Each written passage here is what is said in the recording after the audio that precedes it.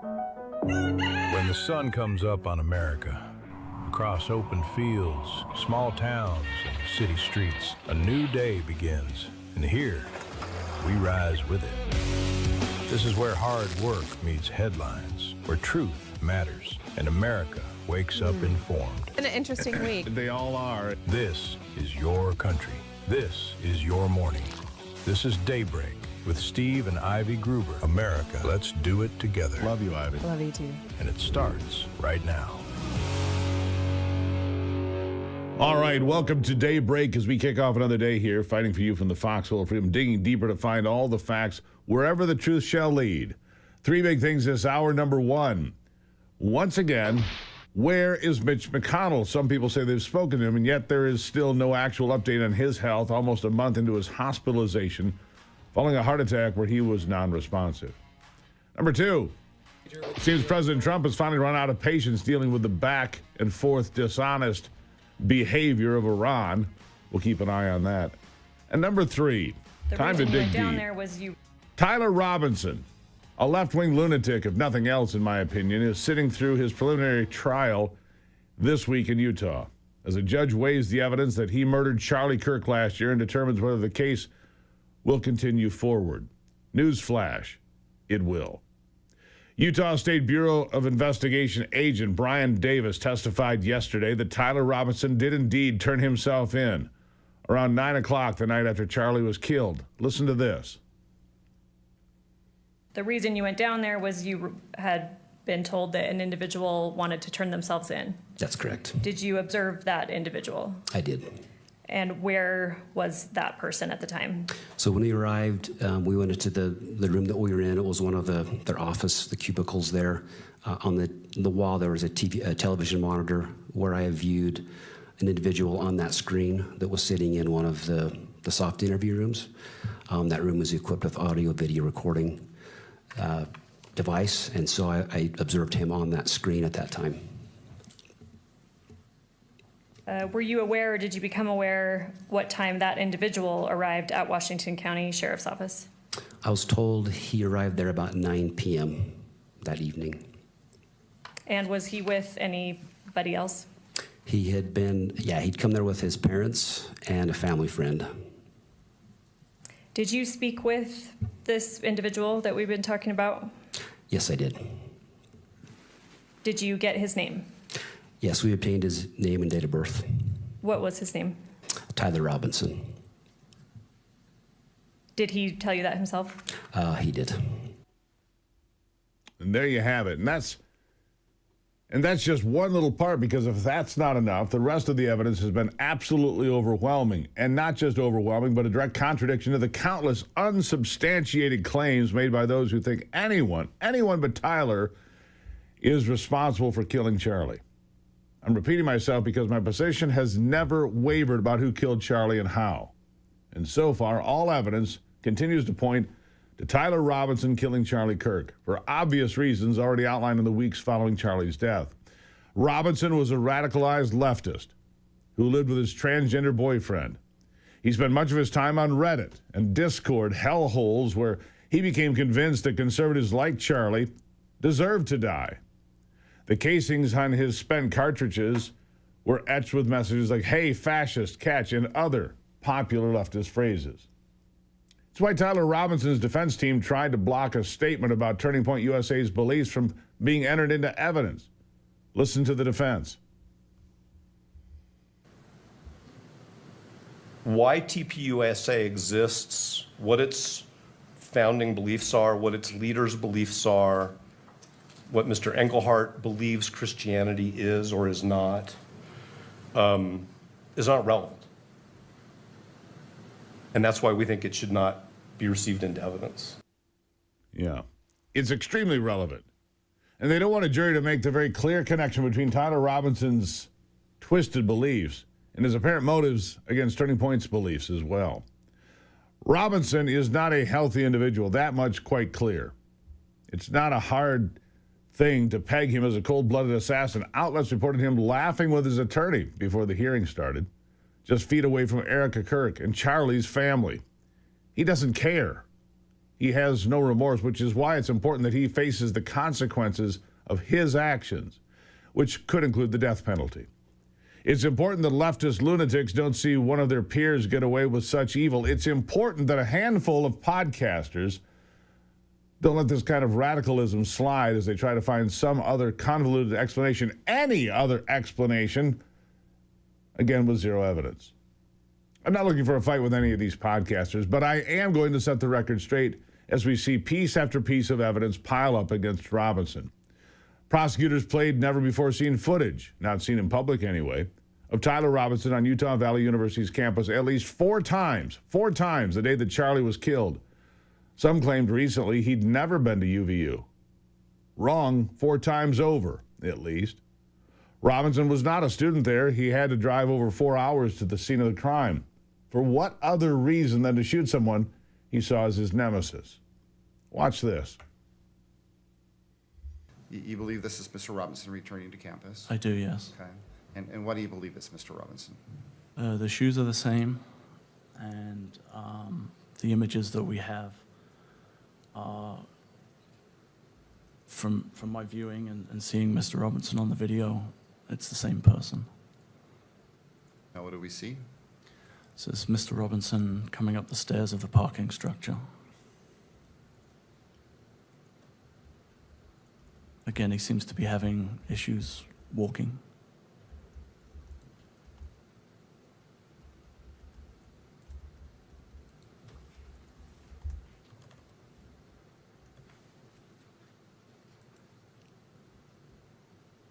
And again, were you able to track Mr. Robinson when he leaves this parking structure? Yes, we were able to. Okay. And again, in the top left corner, the individual is now seen running across the rooftop of the Losi building to what would be the southwest corner of the building, crouching down and then crawling to the corner of the building. Yeah. More evidence. The dispute is another major talking point made by people like Candace Owens, who claimed as recently as last week that Tyler Robinson was never even on the campus. Listen to this. In fact, according to my source, Tyler has never even stepped foot on UVU campus. Who do you think is behind this? I don't Do you think Tyler Robinson was there. You don't think he was there? No. I think he's a total patsy. I think they get lookalikes and they get everybody wearing the same outfit. I think he played a role, and I believe that what he did was he picked up clothes and he dumped them behind the Dairy Queen. I think he had a role. There's Candace with Sean Ryan, 2 huge podcasters. He was there. That's not even in doubt. They've got him on camera 4 different times. In the last 3 days, the defense has never once argued that Tyler isn't the one in those videos. Not once. And furthermore, Tyler's mom, his mom, identified Tyler as the killer based on photographs from that footage and other cameras. There's also been denial about how Tyler got the rifle on campus. We're going to talk about that when we come back on Daybreak.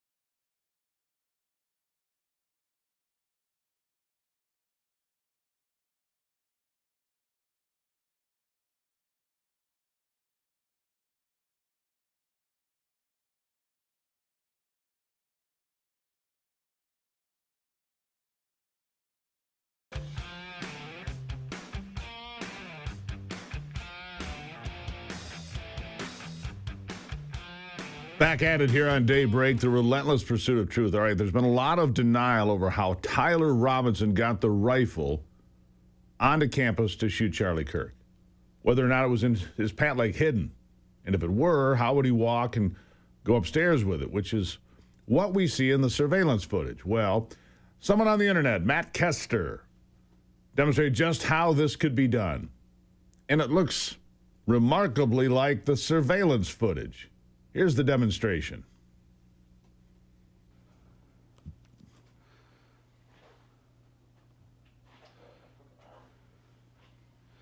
That's why I think he hooked it underneath his armpit. Kept his arm straight down, because if you see when he walks, he doesn't have his hands in pockets, they're out. Keep your hands out. All right, now walk towards me, or walk that way.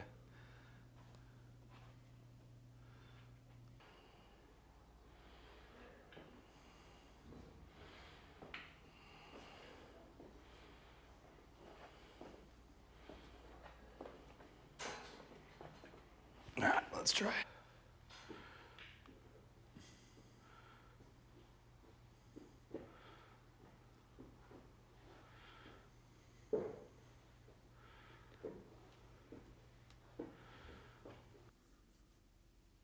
Go. All right, so here's my take. Look, this has been my take from the moment this happened, minutes before I went on the air on the 10th of September. I learned that Charlie had been shot. The first video I saw of Charlie being shot and killed was from a distance, not the close-up shot, not the gory shot that everybody saw, but from a distance, from someone deep in the crowd. The second I heard that shot ring out and heard that distinct echo, for lack of a better term, of the bullet hitting Charlie, I called it. I told Ivy it was a 30-06. I also told her that Charlie would not survive it. Said it was a fatal shot. Here's my theory. I believe that Tyler Robinson meant to shoot Charlie Kirk in the face. I think that was his plan. But his grandpa's rifle, an old Mauser 30-06, was probably sighted in at 100 yards, which is typical for old-timers. Yet Tyler took that shot from what, maybe 200 yards away, so the bullet drops. Probably a few inches from where Tyler was aiming. The trigger was an old World War I relic, like that gun is, rough. It's heavy, takes 2 stages, with many users noticing some significant creep before it ever releases and the firing pin drops. Tyler probably shot 2 or 3 inches to the right of where he was aiming, and when you add the bullet drop, well, that's where you get the carotid artery kill shot. It comes here, bad trigger pull and bullet drop, it hits here. Not to be graphic. It's not a hard thing to fathom when you understand or accept the kind of gun he was shooting. A World War I 30-06.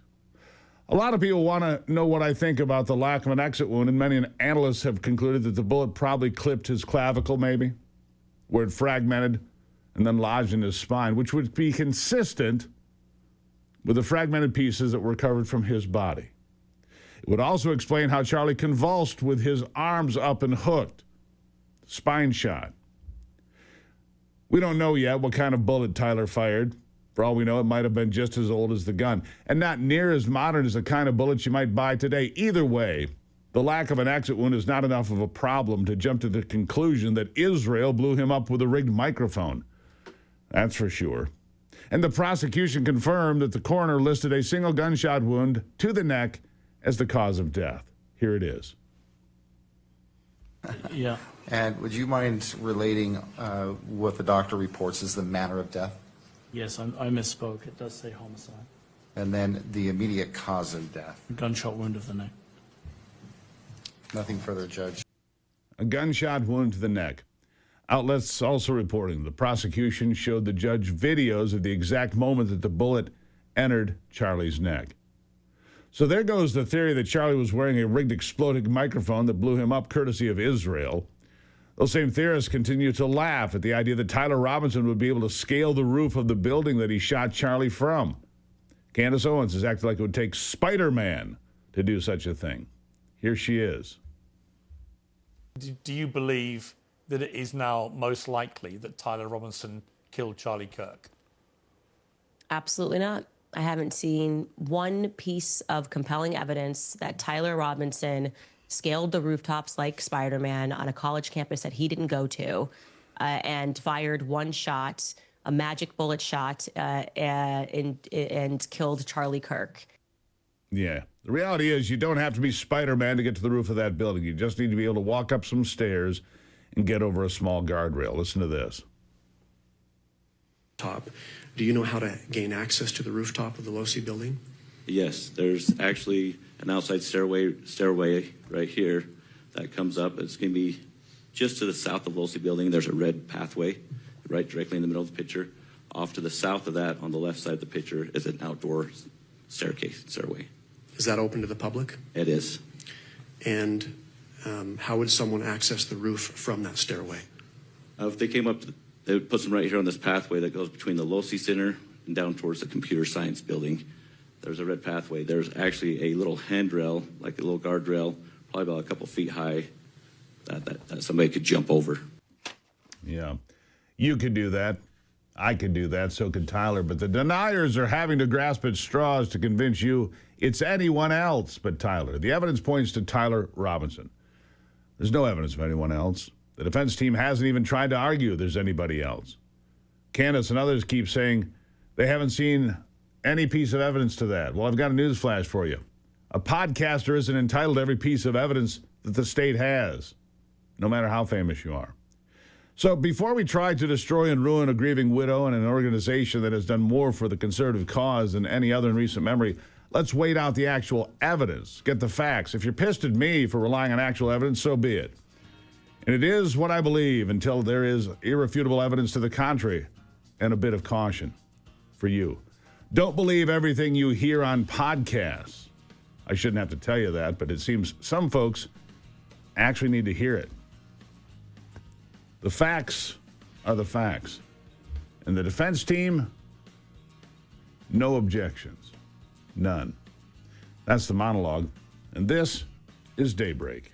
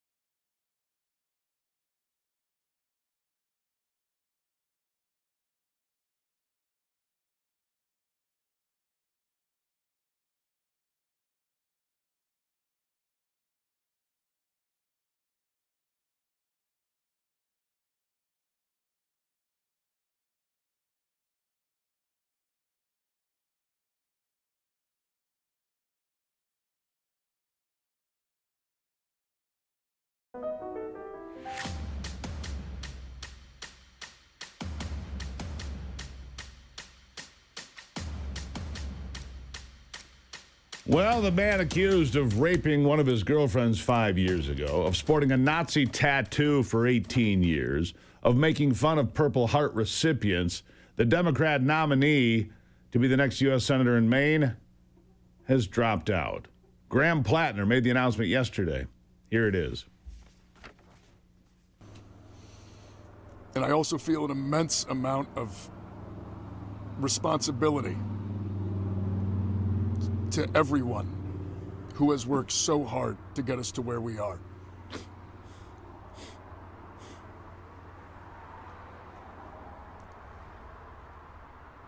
We went toe-to-toe with one of the most entrenched political systems in the history of the world, and we won. We beat them on June 9th in overwhelming numbers. We did it the right way.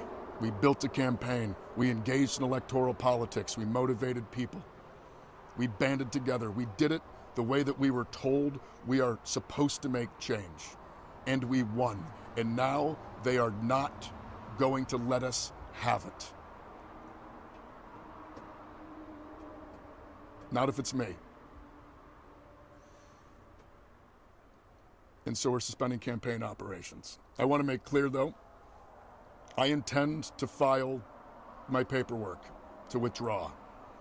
The process needs to assure that what comes next is reflective of the Mainers who on June 9th turned out and showed that they are desperate for a different kind of politics. Yeah. Graham Plattner is out, which means the Democrats will get their candidate the old-fashioned way. They'll pick somebody without anybody casting a vote. Sounds a lot like Kamala Harris, doesn't it? Hey, if you love great coffee, 1775 coffee. It's bold, full-bodied, single-sourced. That's what we drink here. It's not just your morning boost. It's fuel to keep you strong, sharp, and unstoppable. Get yours now. 1775coffee.com/Gruber. Use the promo code Gruber. You're going to save 10%. People always ask me, Gruber, what coffee do you drink? 1775. I was talking to Matt in Alaska last night. He said, that's all we drink. We love it. Yeah, there it is. 1775coffee.com. Promo code Gruber. Save 10% on the best coffee money can buy. I'll be right back.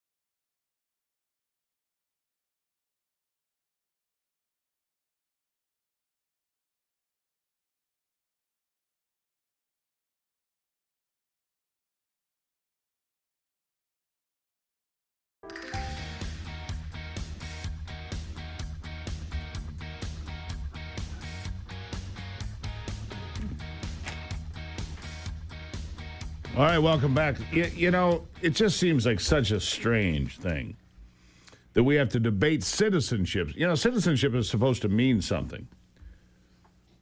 Being an American citizen is something people have fought and died for more than 250 years.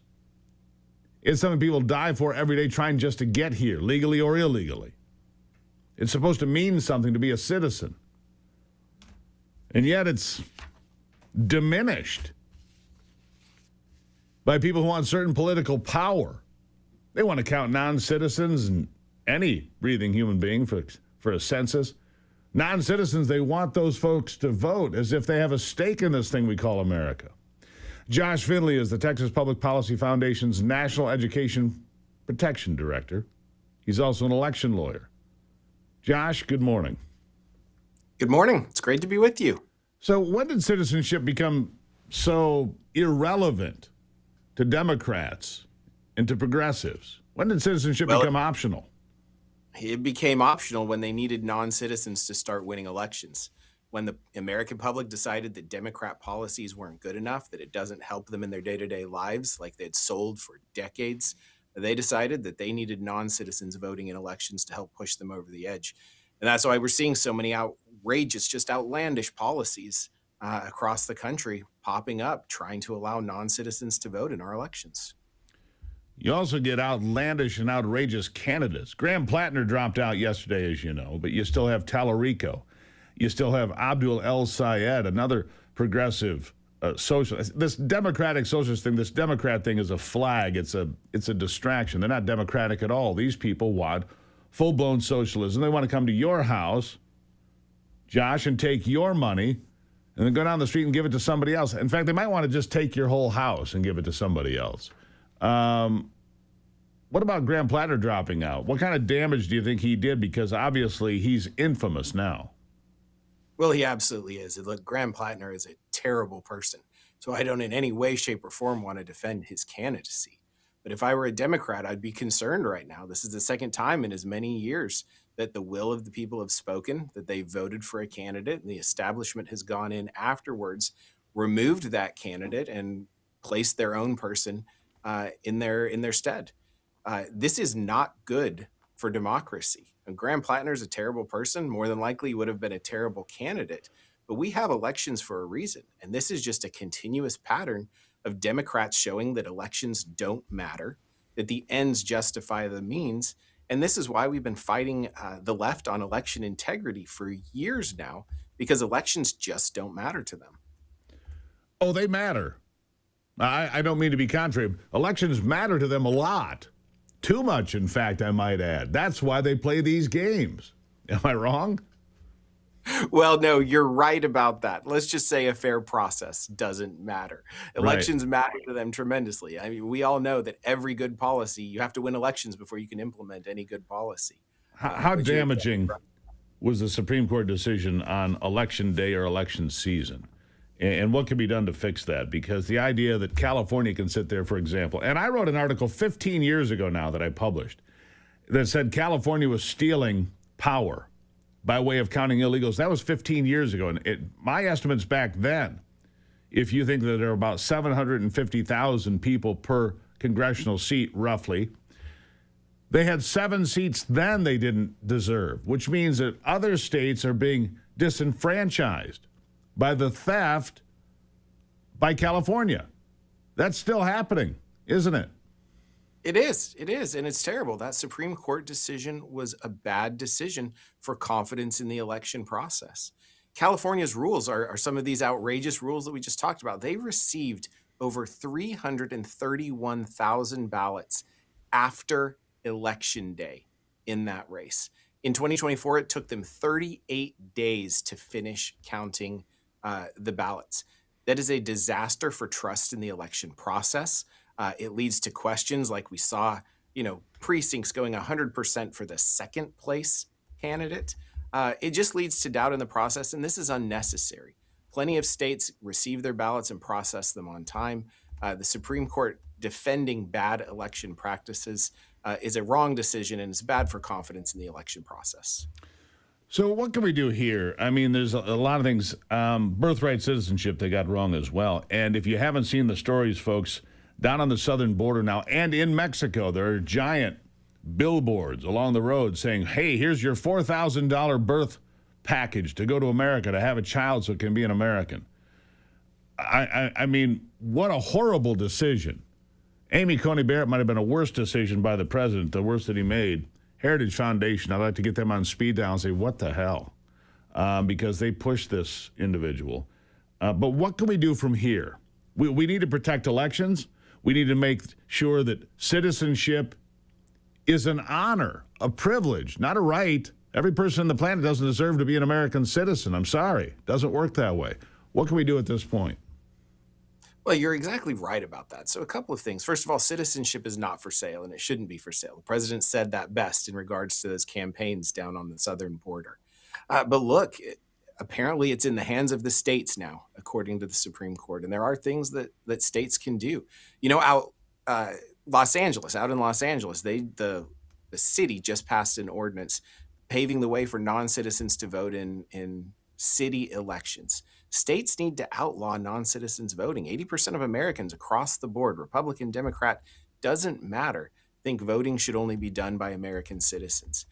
When you have a breakdown of institutions at the national level, like we're seeing at the Supreme Court, it's up to states to pass strong legislation in their stead. Yeah. We need to get things figured out here. Citizenship. There's been some talk on Capitol Hill and in different places that Donald Trump is going to issue an executive order of some sort before the election to show ID and to demonstrate citizenship. Is that really a possibility in your mind, or is that just more gas floating around in the ether of social media?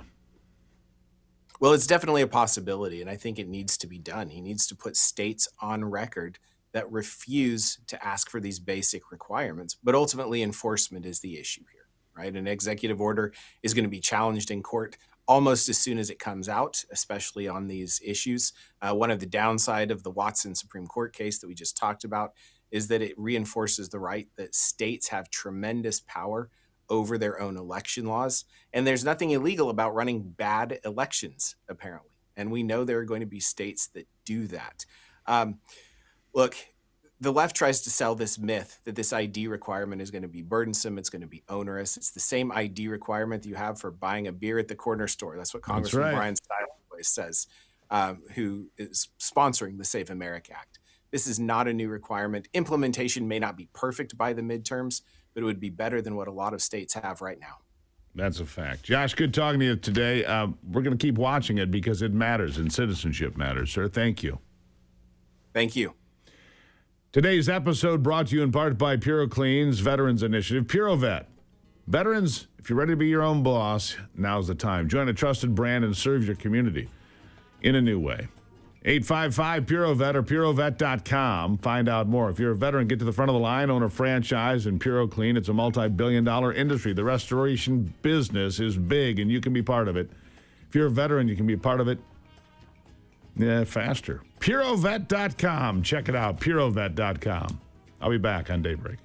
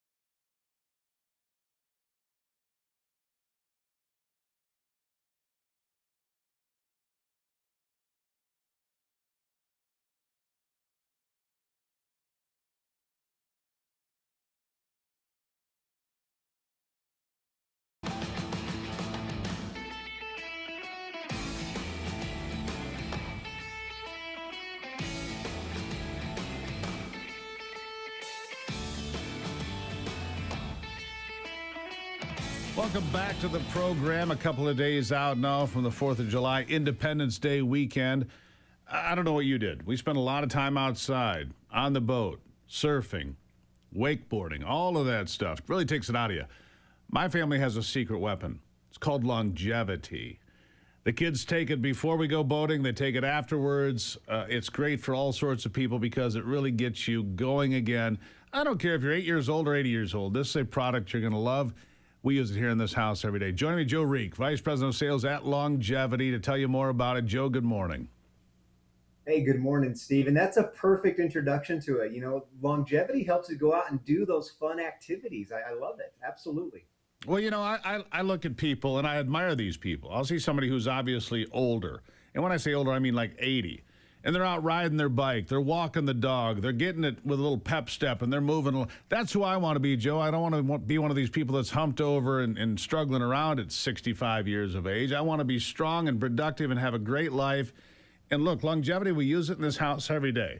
It comes from the field, not from the pharmacy. I mean, this is real stuff that really helps people. Give the folks an idea of what they'll find in longevity. Well, longevity is a whole body nutrition drink. So not only does it focus on protein for building up your muscles, but it also has collagen. And collagen is great for your musculoskeletal system. It helps repair your joints and your tendons. You notice that your hair grows quicker, your fingernails grow stronger, your skin looks healthier. There's also DHA and omega-3 oils, and that's going to be for your brain health. And so it's been studied actually, Steve, that people who have higher levels of DHA in their bodies, it actually prevents the onset of dementia and Alzheimer's. We've also included bovine colostrum, which is an immunity booster, so you don't get sick as often.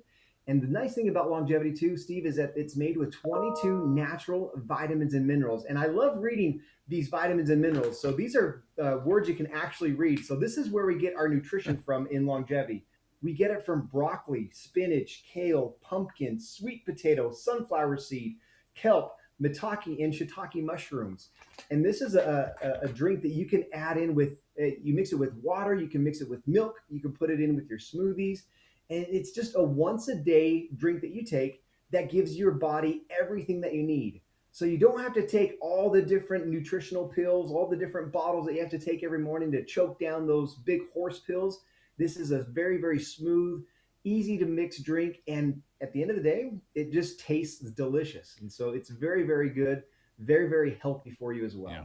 We love it here. And I want to focus on the teenager I have because he uses it before football practice. He uses it after football practice, or he goes to the gym to work out. It really helps him. But it's also for older folks, like I said, and for points in between like me. I'm somewhere in the middle there, and I use it. Ivy uses it. If you need a boost, I mean, Ivy says if I'm running a little sluggish in the middle of the day, she has a longevity, and boom, she's back at it. And this is summertime. You don't want to be sitting on the couch too much. You want to get out and enjoy this great weather like you did over the weekend and like I did. And this is a great way to do it. It doesn't matter how old you are. It matters how high you want to perform. That's what I think about when I think about longevity. Absolutely. And what's so amazing about this, Steve, is I get calls every single day from customers who are using longevity telling me, oh my gosh, I woke up this morning and my feet don't hurt, or people who have neuropathy, or people who are suffering from other ailments. They call me and they say, Joe, what is this stuff that I'm taking? Because I feel better. I'm just happier. Every single day we get these types of calls from customers who have been using longevity. And it just works. It just makes people feel better because your body's getting what it needs to function properly. Now, and the beautiful thing, Steve, it's not a diet. It's not a cleanse. It's nothing complicated. It's just one simple routine daily that you take, and you can feel better every single day. Now, just before you came on, I know you can't name drop here today, but I see the emails, too, from ordinary folks all over this country saying, man, it changed my life. I feel so much better. I haven't done these things in years, and now I'm out doing them, biking, hiking, whatever it might be. But you've got some big names. As longevity has become better known, pro athletes, retired pro athletes saying, Joe, this is the ticket. And I know that you're going to work to see if we can share some of those names going forward, but that's a big deal. These are people that have spent their lives taking care of their bodies saying, hey, your product is the gold standard. Absolutely. And hopefully I can share some of these names in a future interview with you. but hearing how it's affecting them, these guys are ex NFL players that really put their body through a lot of trauma with playing those particular sports. And they call me up and they say, Joe, I can move now. I'm not as sore. My knees don't hurt. My joints don't hurt. I'm thinking clear just because of longevity. And it's really special. And it's been really satisfying to be able to be a part of this and to be able to share this with so many people. It really has. And again, this is what I love. I love being able to help people have a better, healthier life. And I love seeing the emails. When I pop them open, I send them to you and say, look, another satisfied customer, another satisfied customer, because it's very consistent. I have not had a single, this is not normal. I've never had a single email complaining about longevity. They all praise the product, and that's a testament to what you and your team are doing, Joe. So thank you for all you do for the wellness of this country. Make America Healthy Again starts with you, my friends, and it might just start with longevity. Joe Reek, thank you as always. My pleasure, Steve. You guys be safe. You be safe as well. Listen, if you want to try it, very simple. Go to longevitywellness.co. You enter the promo code Gruber at checkout, you're going to get a special discount. And when I tell you we use it in this household, we only talk about products in this program that we actually use. We've been using longevity for a couple of years now. Like I said, the teenager gravitates to it. Ivy gravitates to it. I do as well.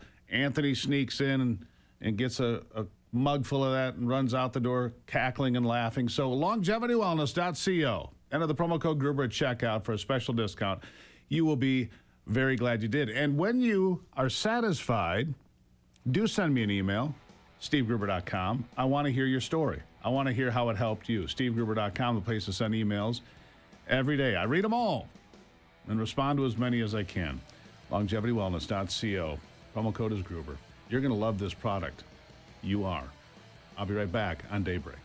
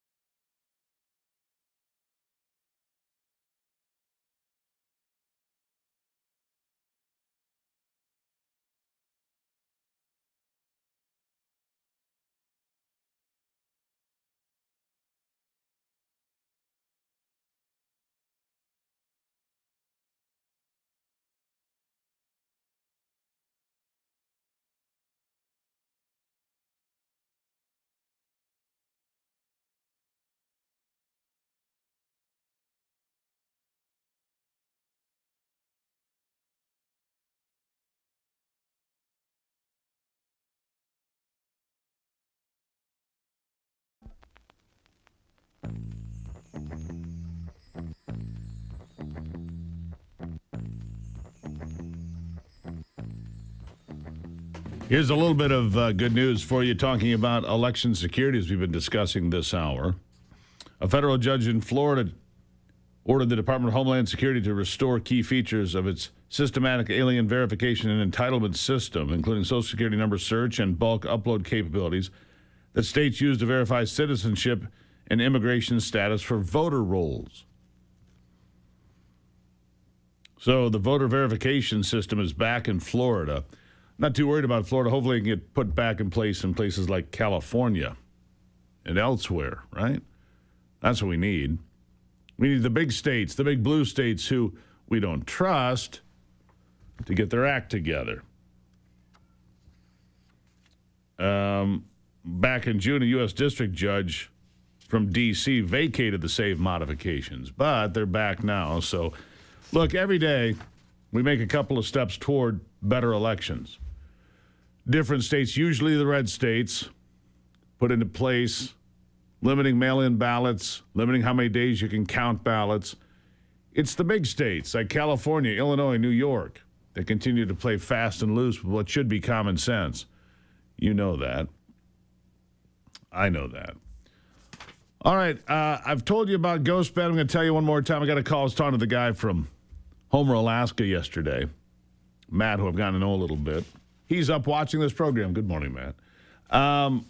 He bought a GhostBed here recently, absolutely loves it, right? So it's not just me. It's not just Ivy. We love this American-made bed. The price is great. The sleep is better. If you toss and turn because it's summer and you're hot, this has cooling technology. And the best part about it, besides being American-made, is that you can try it for 101 nights. There's no risk here. If you don't love it as much as I do, or Matt does, or Ivy does, tell them. They'll come pick it up and it'll go home. So right now, GhostBed is offering their best deal of the year plus 10% off because you're watching this program. GhostBed, 101 nights to check it out. Yep, the 4th of July sale is extended, 10% off. All right, ghostbed.com/Gruber, promo code Gruber. Ghostbed.com/Gruber, promo code Gruber. Save even more money on the best sleep maybe you've ever had. The next hour of Daybreak is right around the corner.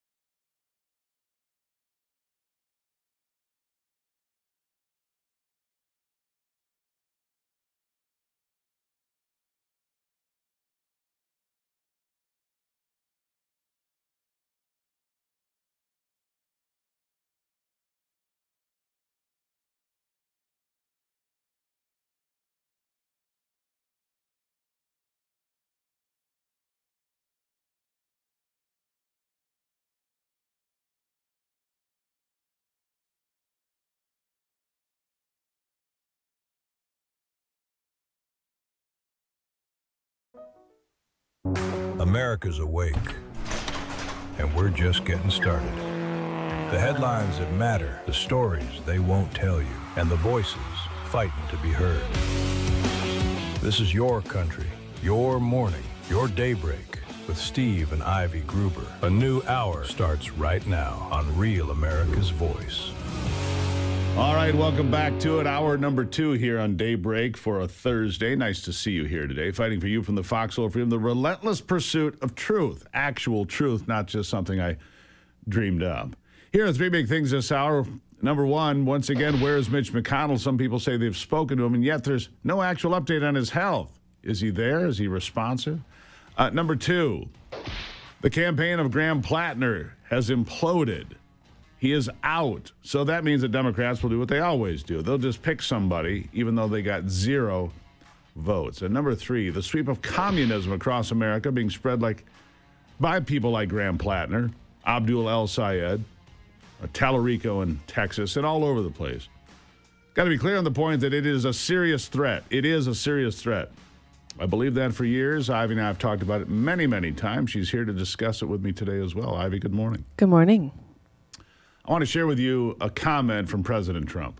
All right. Because we can sit here, and Graham Plattner's out. We'll get to that in a moment. Mm-hmm. And that whole implosion. But Mayor Mamdani in Seattle, the mayor in Seattle, or excuse me, Mamdani in New York City, the mayor in Seattle, who's a nuts DSA member, the guy in Chicago, all these people are socialists. So here's President Trump's warning about communism that he made while he was in Turkey. Listen. Communism, you've been issuing a wake-up call to Americans at home about the dangers of communism, and now you're speaking on the world stage. What's your message to people both living under communist and socialist regimes, but also people living under democracies like in Europe and America who might not have realized how close communism has come to home? Yeah, that's a great question, actually. But look, I want to get the word out because what's forming is communism in the country. And communism's easy to sell. I would be the greatest communist in history. I'd be right up there with Lenin. I'd be as good as anybody. You've got free rent for the rest of your life. What they don't say is that you'll be living in squalor in 12 months. You've got the free house. Would anybody like to have a free house? We'll take it away from somebody. We'll give it to you. You'll have murders all over the place. Communism's a disaster. It's been proven to be for thousands of years under different names, but same thing. It's very important. And, you know, it's funny.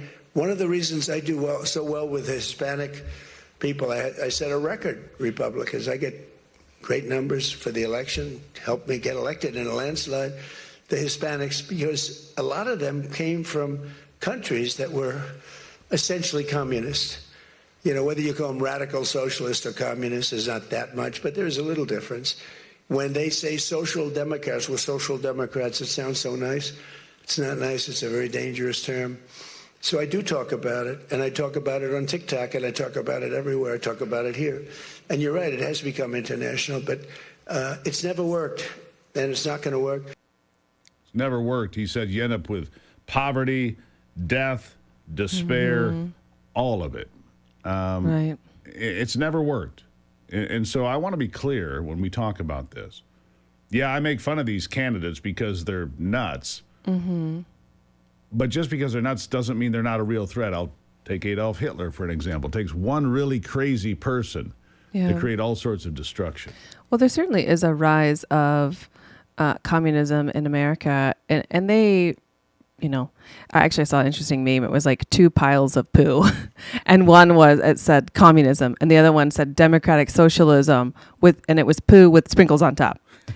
So they try to make it like, you know, oh, it's not communism, it's socialism, and it's all this free stuff, and it's Medicare for all, and it's free housing and free rent, just like the president was speaking about there. Free housing, free rent, free childcare, free food. Go on. For those of us who have traveled outside of the country, for those of us who have seen extreme poverty, and for those that live in America that have fled true communism, know that this is not where we need to go in America.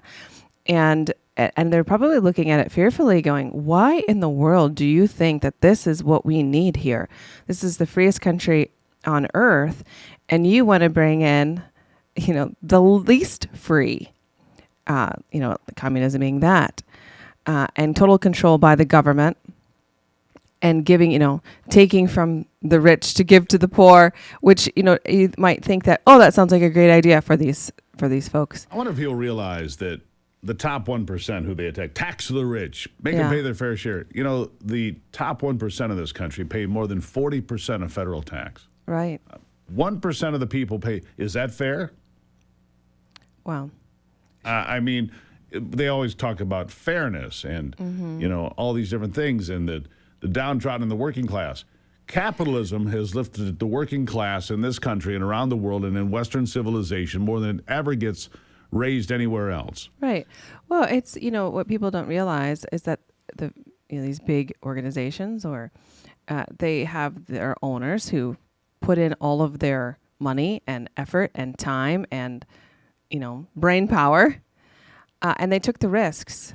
That's right. And the other thing that they don't grasp is that these billionaires or multimillionaires, whatever they might be, these are not W-2 employees. Their money, so they don't get taxed properly. Well, it's because they're investing money into the business, into the risk, into the things you just mentioned. They're not W-2 employees. They're not making a certain amount per hour. And oftentimes they get paid in stock, or by taking a loan against the stock or the equity and value of their company. They don't get standard wages. There wasn't taxation today like there had been in the past, right, Steve? Like the taxation that we have today, I don't think the founders really would have probably approved of. Well, it was actually, believe it or not, higher at some points in American history. The highest marginal tax rates were sometimes as high as 70 and 90%. Wow, I didn't realize that. In the 1950s. Is that income tax? Yeah, 1950s. So it has happened, but it does not build a better country because we tax everybody more now. Right. Everybody pays more for everything. And do we have better roads? Do we have better everything? America's a great place, best country in the world. Right. But trying to stick it to somebody, well, Elon Musk should pay, he's a trillionaire, so he should pay all this. Well, if he did that, we wouldn't have Starlink, and we wouldn't have rockets going to Mars, or we wouldn't have communication systems, or we wouldn't have X, and all. That's just one example. He creates things. I mean, X is the number one news platform in the world now. People laughed at him for paying $44 billion. Oh, and thank God for that, because all of the, information that we found out after he bought the company. Absolutely. And how Biden's government was pretty much manipulating it. Yeah, manipulating the truth. Yeah. And putting pressure on, silencing dissenters on X. I mean, we would have never known that. We wouldn't know they had a backdoor key, and they didn't even need to censor the government employees. Those fact checkers, remember fact checkers on Facebook. It's like, who are these fact checkers, and who are they that get to decide what the truth is? Yeah. Reminds me of a good book. I do want to, while we have a little bit of time, go through. We have 20 seconds. Oh, and I don't have enough time. You don't. But you can come back. You want to come back? I would love to. Let's do that. Yeah. We're going to take a break here. Ivy, I love you. I love you too, Steve. And talk more about this. But do not be fooled or lulled into thinking, well, they're so crazy nobody would vote for them. The things that you tolerate, your kids and grandkids will embrace. That's the warning. I'll be back.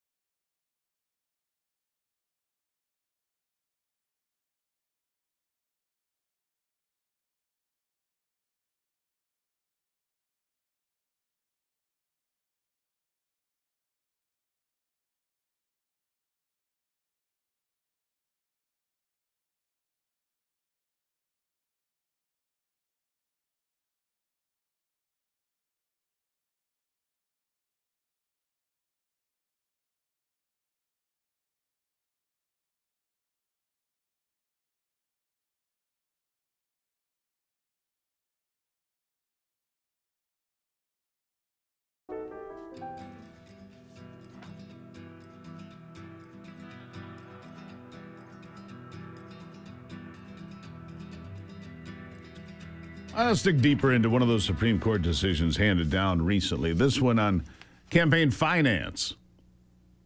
Campaign finance. These cases clear the way for unions or political organizations like the RNC and DNC to spend whatever they think is appropriate to get their candidate elected. Sean McCutcheon is the chairman of the Coolidge Reagan Foundation, lead plaintiff in the landmark McCutcheon v.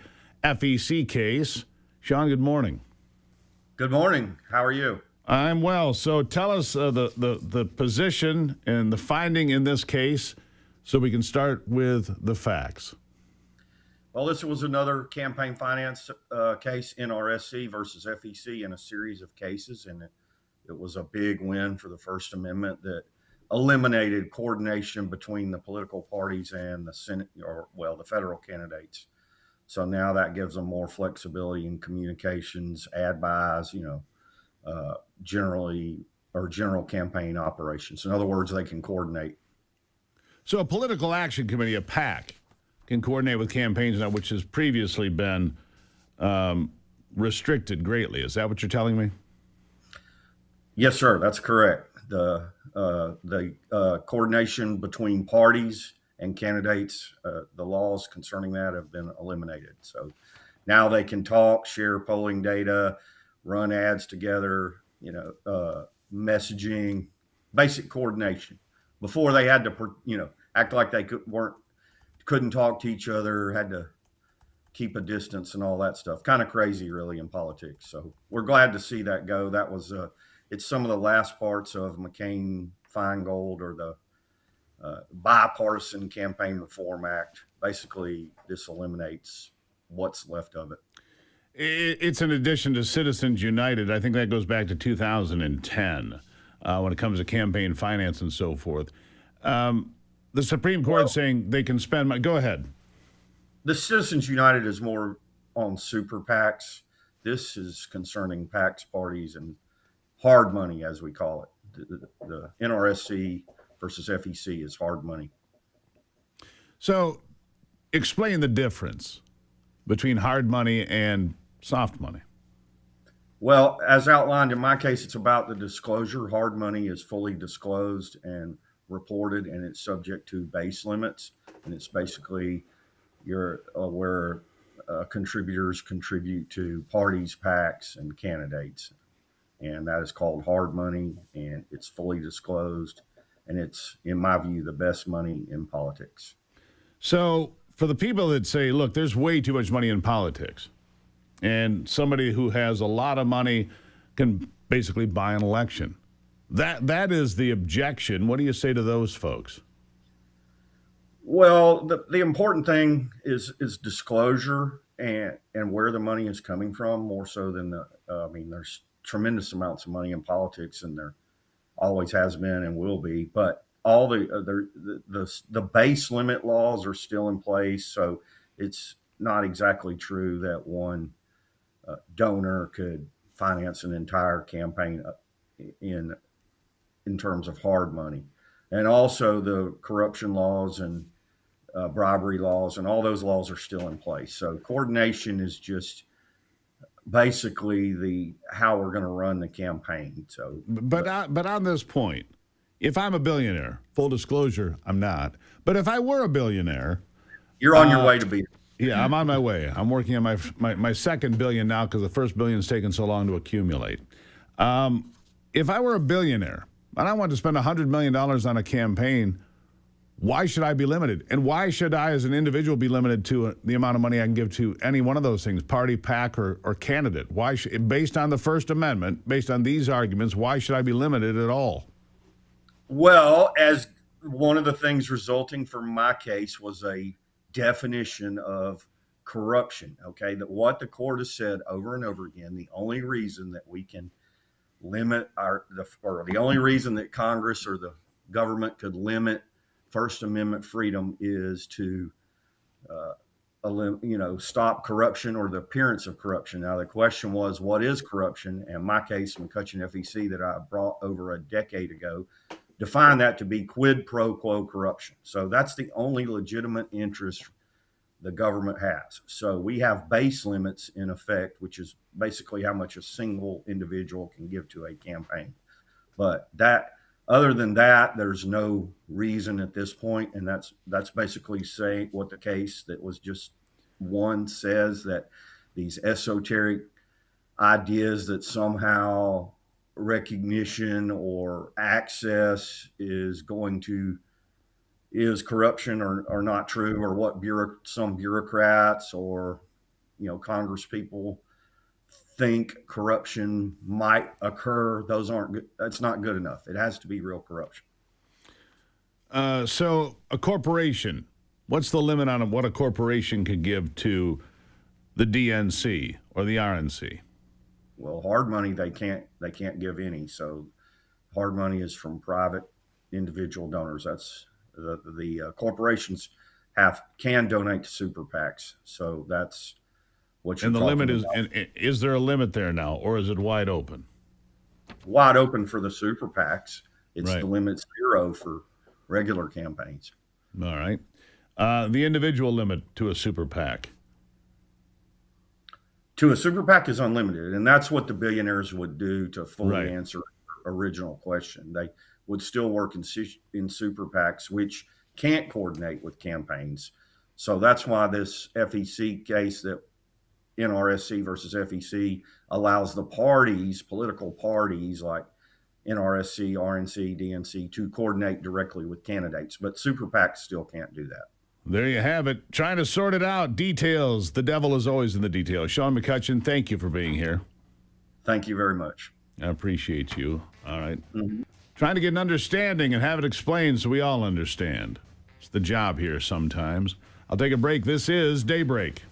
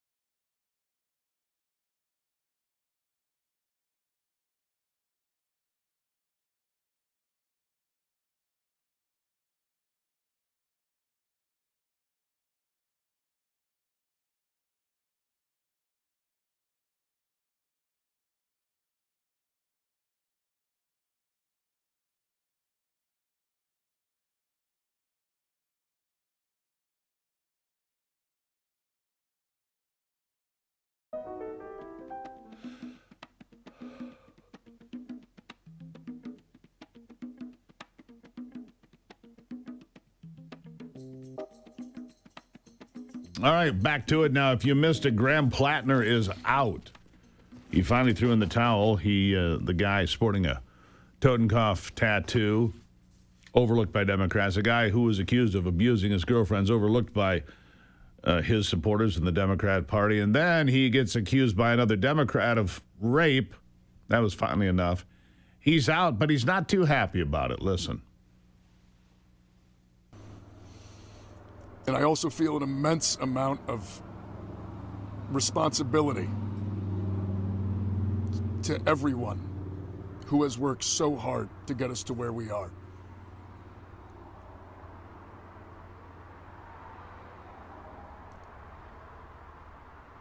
We went toe-to-toe with one of the most entrenched political systems in the history of the world, and we won.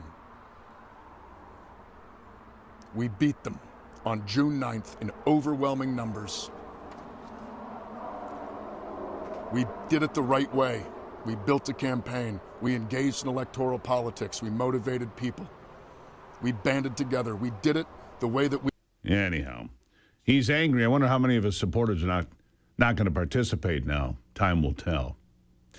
Buy gold, put some silver in your pocket. I know what you're thinking. Everything is expensive now. How am I going to buy gold? Put your head out of the sand. One thing you can control right now that doesn't cost you anything out of pocket is diversifying your retirement savings.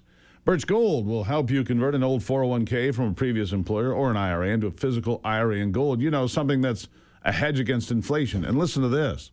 Right now, Birch Gold is going to give you a special America 250 1-ounce silver round for every $10,000 you purchase by July the 10th. Think about this. 10 years ago, an ounce of gold was about $1,200. Today, it's $4,500. Where will it be 10 years from now? Text America to 989898. Take advantage of free America 250 silver with qualifying purchases before July the 15th. Again, text America to the number 989898 today. We'll take a break and be back on Daybreak and maybe have a guest host. You never know. After this.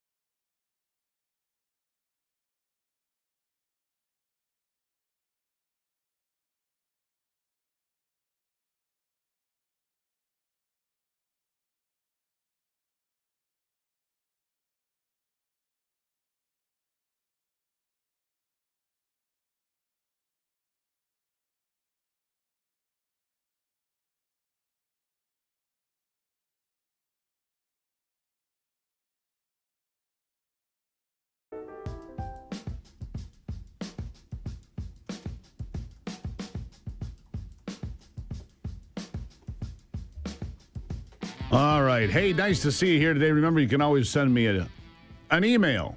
Always want to hear from you, hear what's on your mind, no matter where you may live. And appreciate you being here. All right, more legal information today. Peter Tickton is the founder and senior managing partner of the Tickner Law Group. Joining me now. Peter, good morning. Good morning. Here's a case that I'm not familiar with, and with so many cases dropping, obviously, at the end of June into the 1st of July, a lot of big cases to discuss. But a major First Amendment victory, you say, as the court dismisses a defamation case. Tell the audience what this case was about.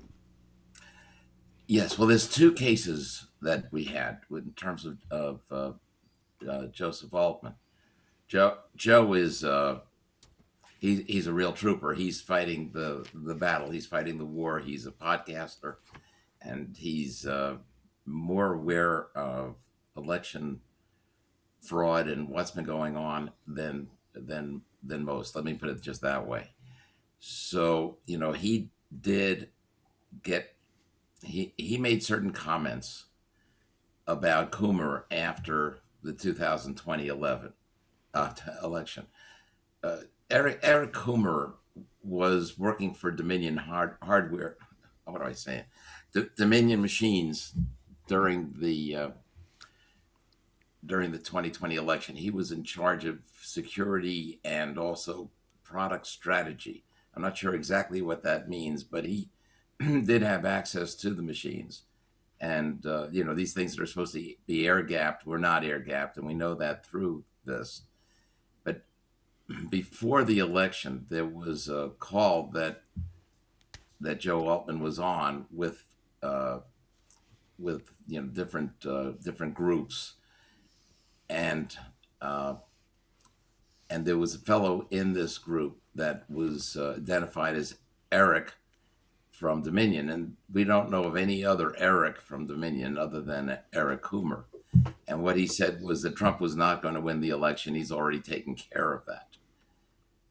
So this was publicized by Joe Altman, and as a result, this fella Coomer, it's part of the game plan. Shut everybody up about the election fraud.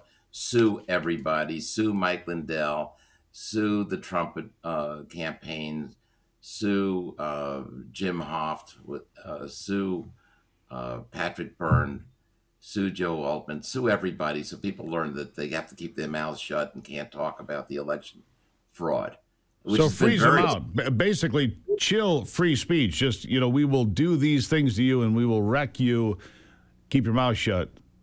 Sit up straight, finish your milk, right? That sort of thing.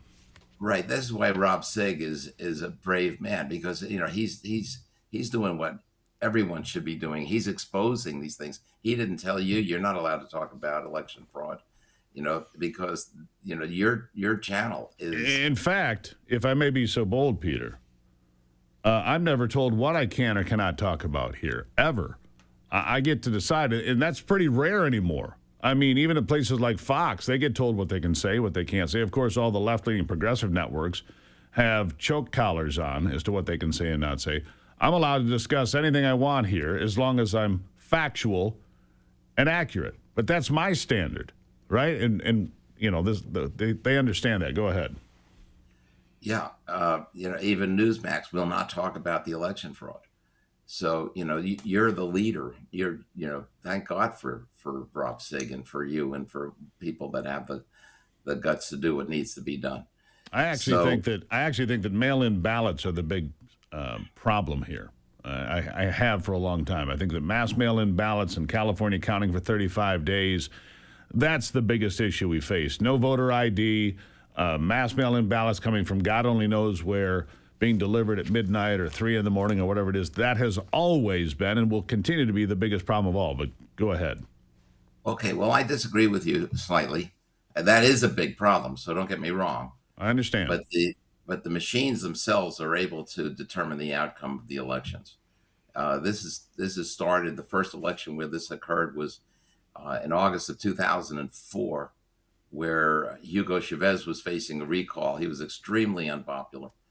And that's the first time that the Smartmatic machines and the Sequoia machines were used and fixed the vote. Within 2 years after that, we had it here for Obama, helping him with the primaries. These machines, Venezuela basically was not just in the business of exporting cocaine and fentanyl. They are also in the business of exporting election machinery and election results. They working together with different people in Serbia. What do you believe? What do you believe the real numbers were most likely in 2020? Peter, what do you believe? I think Joe Biden getting 81 million votes mathematically is inconceivable, impossible, frankly. But what do you believe the actual results were in 2020? I think the actual results, just taking away the machines, would have been about the same as what happened to Kamala Harris. She was expecting the machines to work for her. That's why she was so devastated. But 3 days before the election, some people in our Department of Defense, unbeknownst to Biden and his people, actually did what we're supposed to do, in that there was election interference coming from a foreign country. So they knew exactly what the data center was in Belgrade, Serbia, and they compromised that center by overheating it. They did the same thing that Israel did to Iran when they interfered with the centrifuges. It was the same kind of tactic, and that worked. But that'll never work again. These people never make the same mistake twice. And now I'm sure that their data center is really bits and pieces of data centers all around the world, and with lots of redundancy. They're never going to make that mistake again. So your belief is quite clearly, Peter, that these machines should be extricated from the process of voting in the United States. Well, yes and no. There is a way that it could be done where you're using machines. My idea is that, and not just my idea, other people have said you can use cameras on top and bottom of the ballots going through. But the problem with that is after one election, they'll have that beaten and interfered with as well. So, there's another way you can do it, which is have either party can make their own scanner that goes through the counts at the same time as the tabulators, and that stream it so everybody can see exactly what's coming through.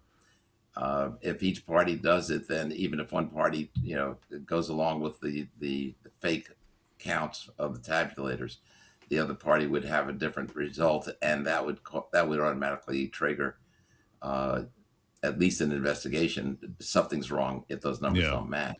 Peter, I got to leave it there for today, but a lot to unpack there, a lot to consider. The fact of the matter is, election fraud has existed since there were elections. They just find new and fancier ways to figure out how to put their thumb on the scale. That's the real takeaway here. Peter, greatly appreciate talking to you as always. Thank you. It's my pleasure. You take care. You take care as well. I've never been told what I can touch and not touch here. I just give you the facts or the opinions of the guests here. You decide. What are your thoughts? I'll be back.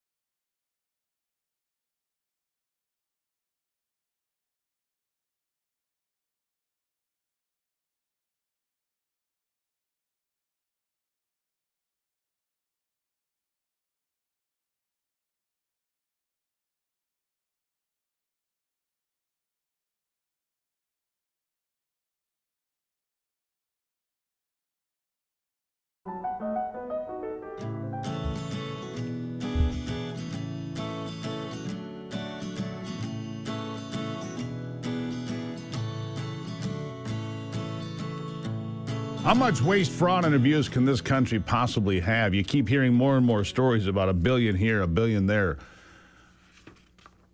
I'm telling you, it's more than $1 trillion in waste, fraud, and abuse across all sorts of places and agencies, in the private sector too. And right now, there's a new report that exposes rampant waste and abuse across America's nonprofit hospital systems. You're not surprised, are you? I'm not. Trent England is from Save Our States. He's the executive director. Trent, good morning. Good morning, Steve. It's good to be here. You know, it's sad we could do one of these stories every segment of every hour of every show of fraud, waste, theft, if you will, from the American taxpayer. But tell me about this report.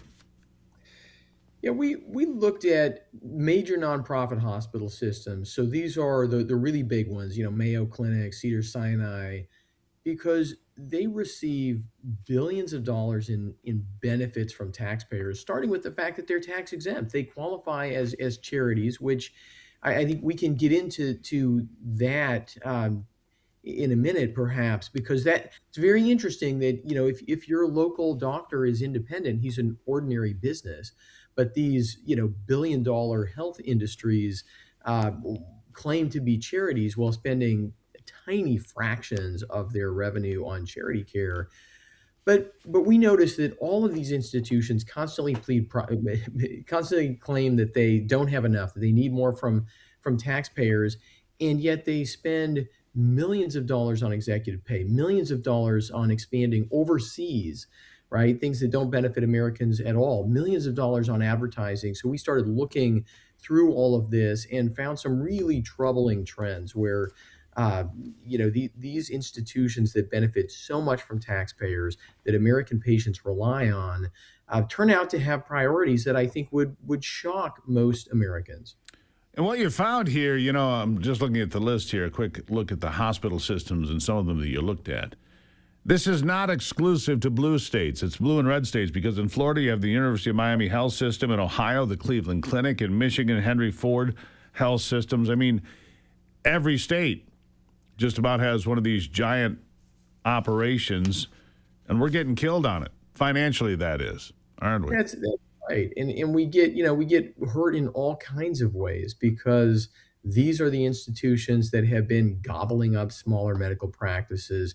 These are the institutions where if you go to call your doctor, you wind up talking not to your doctor, not to a nurse, not to an assistant in the office, but either to somebody overseas or to some AI, right? These are the places that, in my opinion, have really damaged American medicine, damaged the credibility of American healthcare. And yeah, I mean, New York Presbyterian, paying their CEO, just looking at it here, it went from $8.9 million to $23 million in a 2-year period, right? Things like that, where you go, wait a second, how can you claim to be a nonprofit? How can you claim to be serving the public? And how can you be taking all these subsidies and then pay CEOs $23 million, right? I mean, if you're just a private business, I don't care. Pay your executive whatever you can get away with. But if you are claiming that you are a charity, and if you are going to state and federal taxpayers and demanding more in subsidies, I mean, how dare you be paying executives, $7, $8, $10 million, let alone $23 million? It's insane. Clearly, I'm in the wrong line of business, Trent. Clearly my career path was flawed. It is pretty outrageous when we get told we need more money for, and the same thing happens in education. We need more money for education, more money for hospitals, and it gets chewed up and squandered. I think that's a good word here, squandered. $23 million. Look, I don't have any problem with people making $23 million a year. I don't. But not for my taxpayer money. I'm with you on that. That's where my challenge is on this. And the argument would be, well, we can't get the best people if we don't pay them this exorbitant amount of money. I don't believe that. I think somebody would work for $5 million and be quite talented. Your thoughts? Yeah, I think that's right. And we've also seen a trend, and people can look at the report, where a lot of these institutions have actually laid off frontline staff.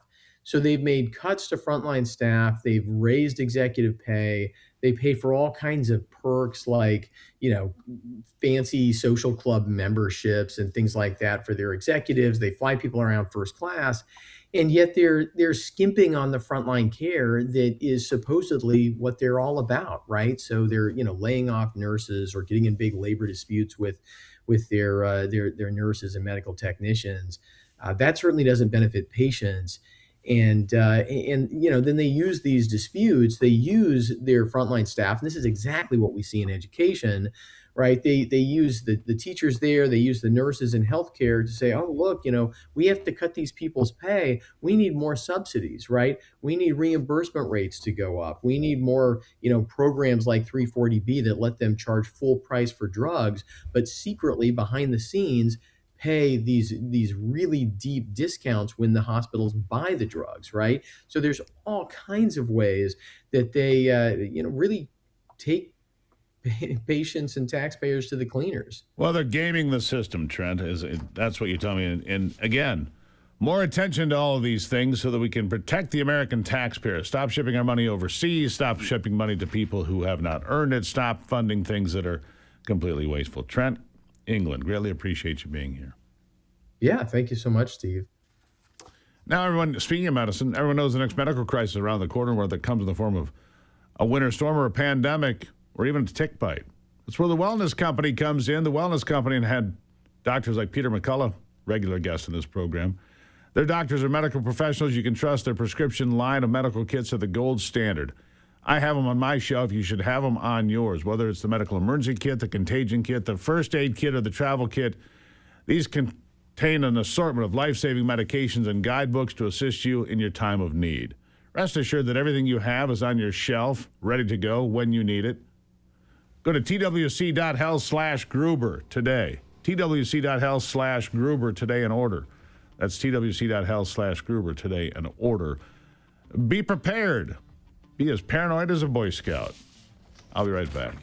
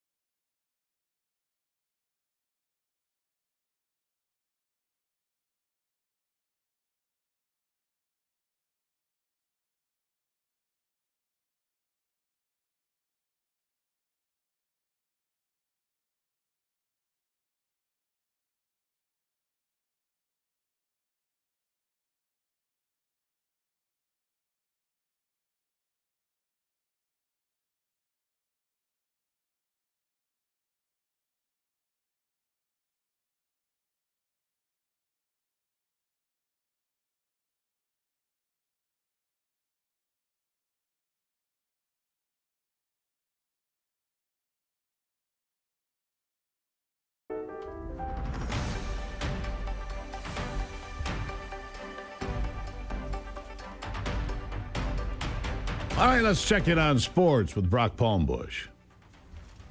With a look at sports, I'm Brock Palmbush. The Wimbledon semifinals are now set after the last of the quarterfinal matches were played yesterday. Men's second seed Alexander Zverev swept away American Taylor Fritz in straight sets, while British wildcard Arthur Ferry continued his Cinderella run, crushing ninth-seeded Flavio Caboli in straight sets. For the women, Marta Kostyuk and Linda Noskova both won in straight sets. The women's semifinals are today.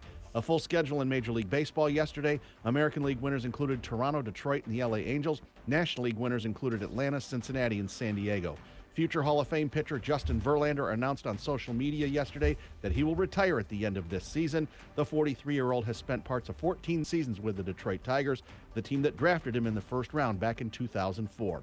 And in the WNBA last night, there were 3 games. Winners were Golden State, Minnesota, and Los Angeles. That's a look at sports. Back to you, Steve. All right, Brock, thank you for that. I mean, I met the owners of the San Francisco franchise of the WNBA over the weekend. Interesting couple, to say the least. The Golden State Valkyries, that's their name. That's the Valkyries, that's right. We'll probably have merch sometime soon. I don't know. I'm sure you will, Steve. Of course. Why wouldn't I? Again, I ask, where is Mitch McConnell? Where is Mitch McConnell? He's been in the hospital since June the 14th. What was described as a medical emergency until the tapes came out on July 1 that described an unresponsive 84-year-old male. It appears that he suffered cardiac arrest. And no word. Mitch McConnell needs to resign. Let's be clear about this. Mitch McConnell needs to resign. He needs to resign prior to August the 3rd. That way, Kentucky can hold a special election before the regularly scheduled event on November 4th. We need to have a senator that is there now. Meanwhile, as you can see, One Nation's still doing great on the Christian charts and doing well overall. You can get it anywhere. Spotify, Amazon, iTunes. It's available everywhere. All streaming platforms. I appreciate your support on all of this. It's been terrific. We appreciate you. Pushed us into the top 10 of the Billboard charts. Who would have thought, right? Apparently you would have. God bless America. I'll be back. This is Daybreak.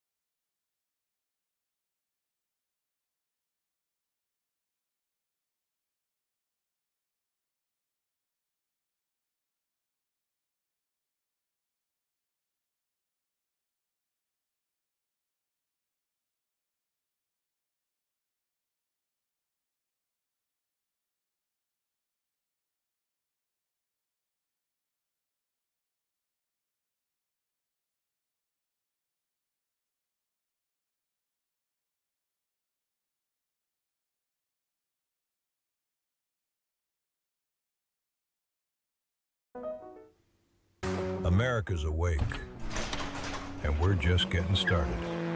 The headlines that matter, the stories they won't tell you, and the voices fighting to be heard. This is your country, your morning, your daybreak with Steve and Ivy Gruber. A new hour starts right now. All right, let's jump right back into it. Fighting for you from the Foxhole of Freedom and being in the relentless pursuit of truth. Here are three big things you need to know this hour. Number one, seems the ceasefire is over 100 targets hit in Iran by the U.S. military at the direction of Donald Trump.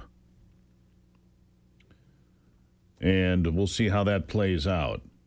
As a result, the price of gasoline jumped, even though oil only went up $4 a barrel. That's number two, so we'll keep an eye on that for you. And number three, I want to go back into election fraud for a moment here. We were discussing in the last hour.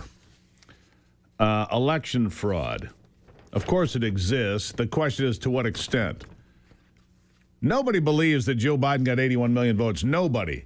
They don't even believe it.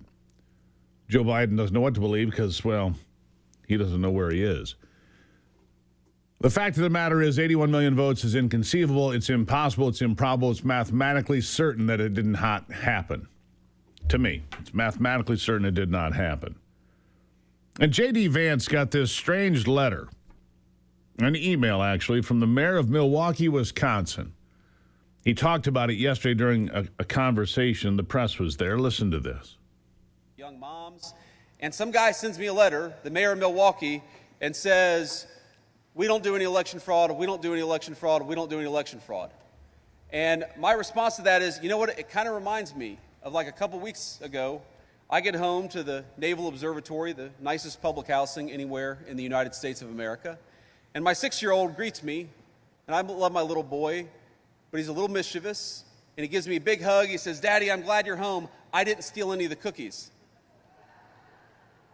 I said, that's interesting that you volunteered that when I wasn't even talking about that. Well, of course, he stole the cookies.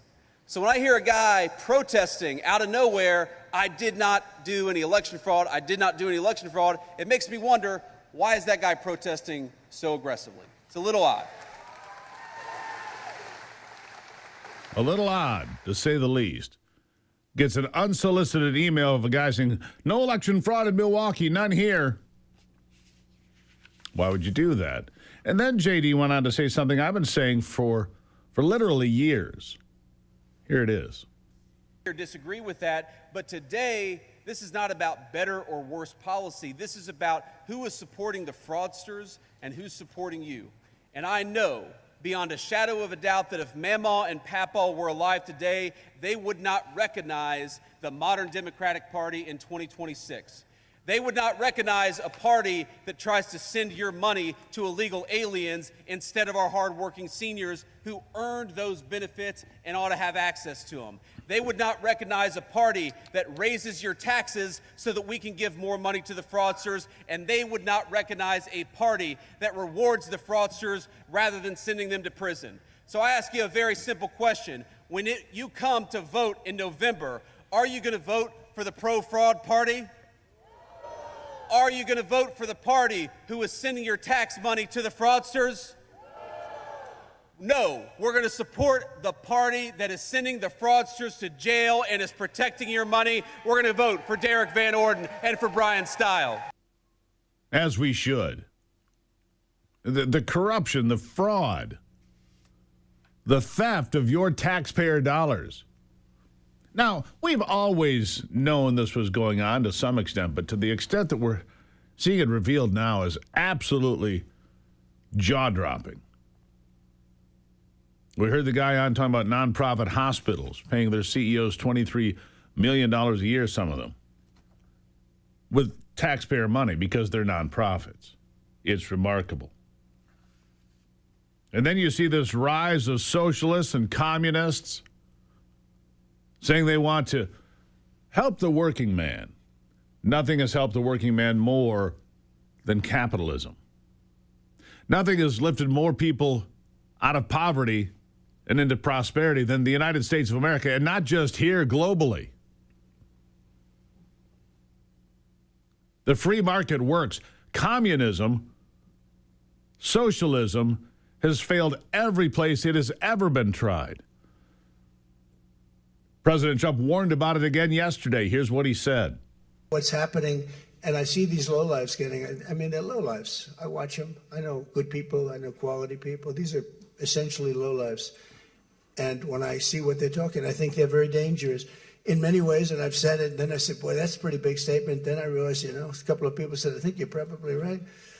I think this country, with this thing that's going around, is in more danger than it was during World War I, World War II. If you talk about September 11th, if you talk about Pearl Harbor, that was big danger.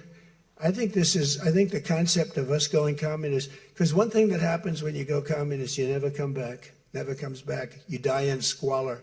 You die a horrible death. You die in squalor. And it gets very evil and very nasty. Yeah, please go ahead. It gets very evil and very nasty. You die in squalor. Are the lights back on in Cuba? I'm asking for 10 or 11 million friends on that island. The power went out. I don't know that it's been restored. They couldn't explain why. Meanwhile, a lot of critics of the president at NATO, and yet he got Spain to pony up. We heard that earlier. He got Spain to pony up the money. And Mark Carney, the useless prime minister north of here, said Trump has won the argument when it comes to NATO. He's not just pushing the argument, he won the argument. Here's what Mark Carney said. Part of the point I made to President Trump when we spoke a few days ago is that it's not just he's winning the argument, he's won the argument. Countries recognize that they need to take more responsibility, see the direct threats. You know, the problem is north of the border you have a country that may be paying into NATO. But Canada is swiftly moving toward complete socialism. I had a friend hospitalized up there just recently. He said of the 9 doctors he saw, I want you to think about this. The 9 doctors he saw, 3 did not speak English. And it took an 18-year-old high school senior who was sitting in the room with him, and he said she was the one that was the key to his medical care in Canada for the days he was in the hospital there before he was transferred to an American hospital. Socialized medicine. He said the care was subpar. The treatment was nearly impossible. He asked for a bedpan. They brought him a banana. True story. He asked for a bedpan. They brought him a banana because they don't speak the language. He says, I appreciate the banana. I do, but I need to, you know. Let that sink in. As we import all these H-1B visa workers. I don't like that program. Not the way it is currently. It needs to be overhauled and improved. Otherwise, when you go to the doctor, they'll speak some language you don't understand. The state of America today, we have a lot of work to do, a lot. And socialism is not the answer. It's not. I'll be right back.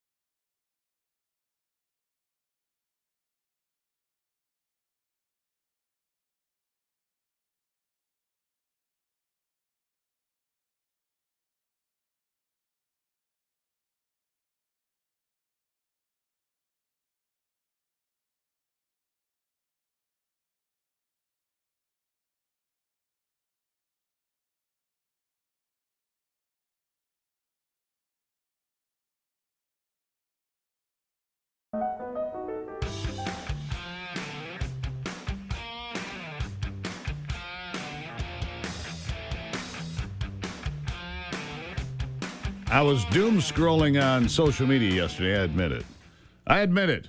I was doom scrolling, but I saw these two really interesting videos. One of a woman who was arrested for a crime she didn't commit. The only evidence they had were flock cameras saying, well, your car was in the neighborhood. All right, and so that case was dismissed later. And another one of these two gentlemen in like hazmat type suits, totally covered, head to toe, white suits, going in and cutting down a brand new flock camera. This happened in New England. People don't like all of this surveillance. I don't like it, but there's more of it every day. Joining me now is Colonel Rob Maness, 32-year Air Force veteran, host of the Rob Maness Show. And Rob, good morning. Good morning, Steve. People don't like the surveillance, and I say that with some evidence. Big tech has now surpassed big government as the top concern for ordinary Americans. What do you make of this? Yeah, I have to tell you, I'm not surprised completely, but I'm a little bit surprised that it didn't combine big tech with big government. That's my concern. What's the difference? I mean, aren't they partners in crime? Exactly. The flock camera incidents that you're talking about were also aided with artificial intelligence, from what I understand, that put the case together against this woman because the cameras picked up her cars in the neighborhood and then matched her to a description of the person that stole a package from a house. That's and right. The only reason the woman was able to get the case dismissed is that she had her own surveillance camera video to prove that it wasn't her. Yeah. And when you combine all three of those together, AI, the government, and big tech, that's where the American people, I think, are starting to see it. This poll's probably an indicator of that. Of course, polling is only as good as the questions that you ask and those kind of things. So let's go back. My educated guess is the American people are concerned about all three of those. I agree. And let's go back to LPRs, license plate readers. I was at a gas station in Ohio 20 years ago, and there was a state trooper putting gas in next to me, and he had these two satellite-looking dish things on his trunk. I said, what are those? Those are LPRs. What do they do? Any car that goes by reads the license plate, tells me wants warrants, things like that. I thought that's interesting. The problem is this now, with so much surveillance. If I get in my car and I go down to the local pub, right? How many cameras am I on? How many LPRs have I passed? Then I went to another pub. All of a sudden, I'm being pulled over because I was at 2 bars in one day, potentially. I'm just throwing that out of there as something that could happen on a Sunday afternoon, right? Or certainly. You're walking down the street with the camera near the bar and your car. And it's too much, Rob. Oh, it absolutely is. Go back to the woman with the flock camera incident. That's exactly what happened. Her car was going through neighborhoods that she drove through every single day, all the time, repetitively.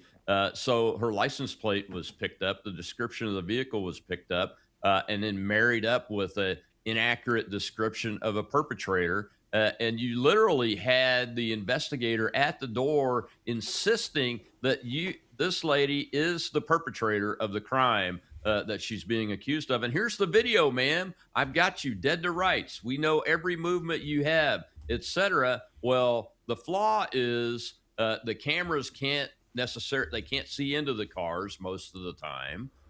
They can't understand what a body composition really is unless it's married up to the right piece of technology from an artificial intelligence and a facial recognition, body type, and walk gait recognition perspective. And very few of those things are 100% accurate. As a matter of fact, none of them are 100% accurate, which is why you have these incidents like this. And it's only going to get worse, Steve. As we move forward in time, the federal government is going to be funding a lot of these local and state efforts that is marrying up civilian big tech with military style. Which circles me back to all these AI data centers. They're not there for my family photographs. They're not there for me to stream on YouTube.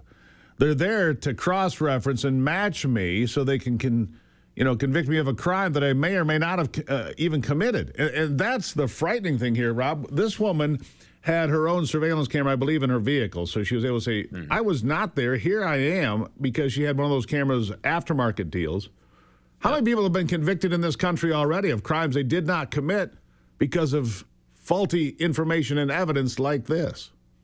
Oh, hundreds of thousands, I'm sure. And that's one of the reasons why a lot of local communities and municipalities have banned things like traffic light cameras because of the false accusations and false ticketing, false citations, and those kind of things. And again, I go back to where does the regulation of these types of things need to occur? At the lowest level possible, Steve. The state and local level have to be able to put in the protections of liberty.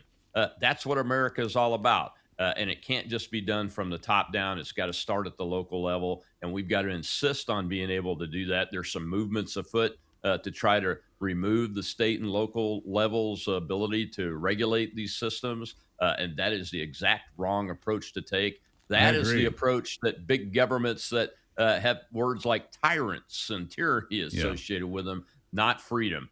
So we've got to figure this out. Here's where I get concerned. The right of the people to be secure in their persons, houses, papers, and effects, I think that would cover a truck, against unreasonable searches and seizures shall not be violated, and no warrant shall issue but upon probable cause supported by oath or affirmation, and particularly describing the place to be searched and the persons or things to be seized. To me, watching everybody all the time is a violation of the Fourth Amendment of the United States Constitution. Last word to you. I completely agree with that, and we've got to fight to protect that Fourth Amendment and those rights in that Fourth Amendment, and we've got to do it starting at the ground level. Amen. Rob Maness, always good to see you and get you on the Rob Maness Show, and from time to time right here. Rob, thank you. Thank you, Steve. Have a great day. Greatly appreciate it. That's why I keep it here. The Fourth Amendment of the United States Constitution prohibits this sort of behavior by your government or people working with your government. It's why the founders wrote such a remarkable document. I'll take a break and be back on Daybreak.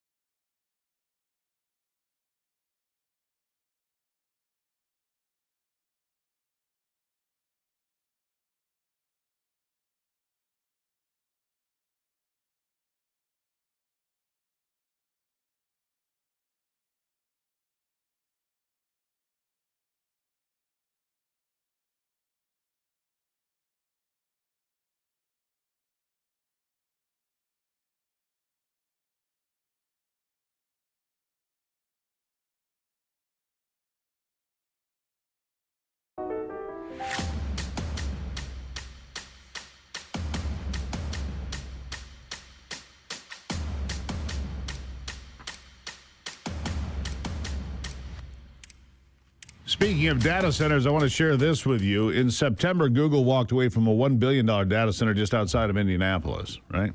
And they did that moments before it would have been voted down in Franklin Township there.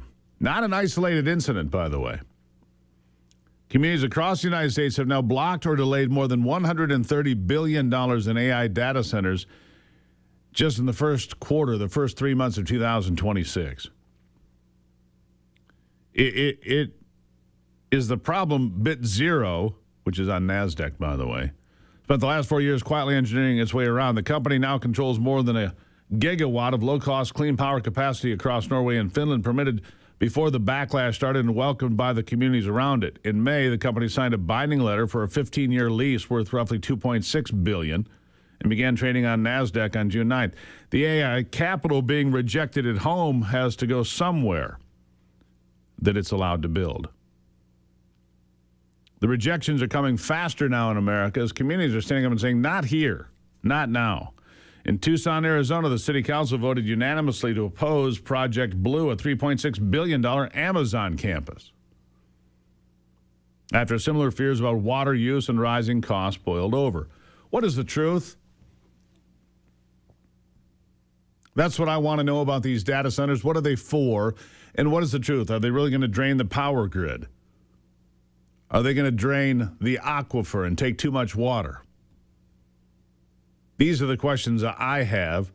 There are fights from Virginia, Texas, Indiana, Georgia, all over the country, Michigan too. Is it for the better good? Are we beating China? Do we need to beat China in this race? Many suggest absolutely yes.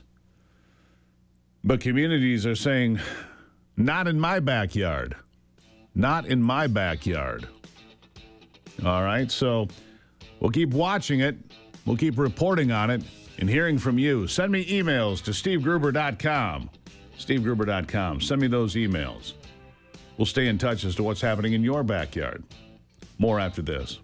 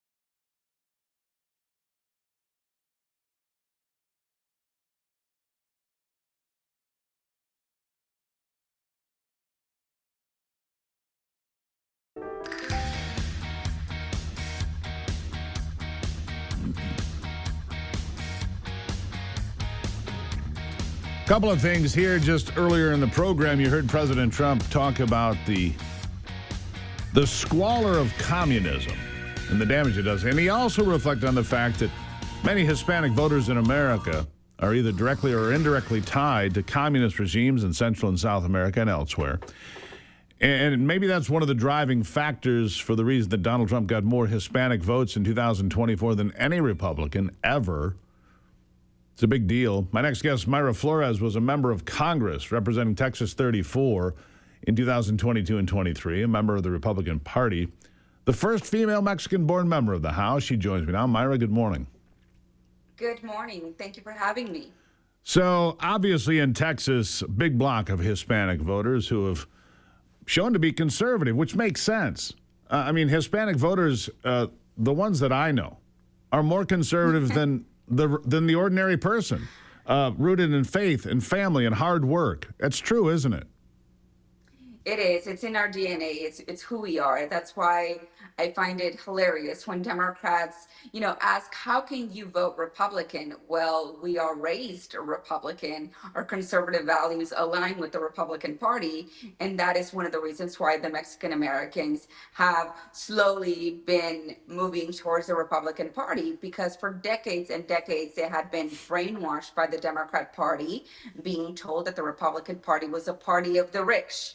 And we all know that that's not true. The Republican Party has been for a long time fighting for the middle class, the hardworking American people, and fights for God, family, and country. And that's what we're all about. And that's why one of the reasons why I'm launching my major super PAC, the American Dream Super PAC, to focus on Spanish media, because I want to be able to push back on the Democrats. The Democrats are spreading a lot of misinformation in these networks. And unfortunately, our side has no one pushing back on all the lies, on all the hate that they're instilling in the Hispanic community. And we need to make sure that Hispanics continue to vote Republican. If not, sooner or later, we're going to lose Texas if we do not continue investing in the Hispanic community, and which is something that concerns me very much. I want to make sure Texas stays red. Yeah, and you're putting together something called the American Dream PAC, a 527 federally registered hybrid super PAC. And basically, you're inviting anybody who wants to help move the needle on Hispanic voters to join. You don't want it just to be Texas. I mean, it's Texas, it's Florida, it's Michigan, where I live. You think you can make this a national movement? I want to make it a national movement. I want Hispanics, not only in Texas, but throughout the entire country, to vote for our Republican candidates, our Republican members of Congress. And the only way to do that is by investing in the Hispanic community, by talking to Spanish networks. Unfortunately, right now, no one is on Univision, Telemundo, and Spanish radio pushing back all the misinformation that Democrats are pushing on these networks. And it's one of the reasons why I'm launching this super PAC, is to be on the media, is to also put out flyers, mailers, text messages to the Hispanic community and make them aware what the Republican Party stands for, what these candidates stand for, and how their values align more with the Republican Party. Because if we don't, eventually we're going to lose these important states that gave us a big win in 2024. I held President Trump in 2024. I told President Trump, we're going to give you the big Hispanic support. And we did. We delivered. We want to make sure we deliver in 2026. I look at candidates like Tallarico there in Texas, where you are. This guy, I don't know how he would resonate with Hispanic voters or any voter that believes in faith or family or country. It's pretty remarkable that this is the guy that the Democrats put up. If they think they're going to turn Texas blue with James Tallarico, I think they're sadly mistaken. Your thoughts? You're right. The problem is that he is playing the moderate card, and he's spreading a lot of lies and misinformation to the Hispanic community. He's telling the Hispanic community that he is all about God, family, and putting this country, first, and putting their needs first. He's lying to the Hispanic community, and that is why it's so important for us to invest in the Hispanic community and tell the Hispanic community that he's lying. That is not who he is. We have to expose him to the Hispanic community, because he's at this moment doing a lot of media in Spanish. He's doing commercials in Spanish.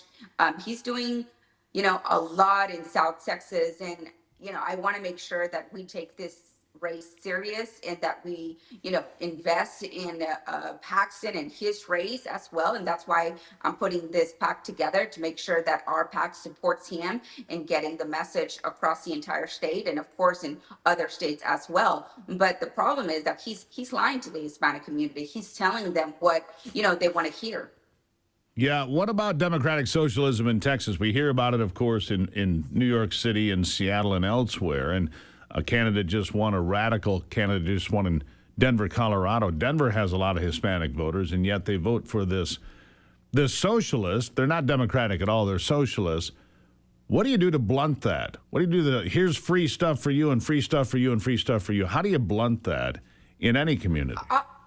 I'll tell you, that is not popular at all with Hispanics in Texas. That just won't work with Hispanics. It's in Florida, here in Texas.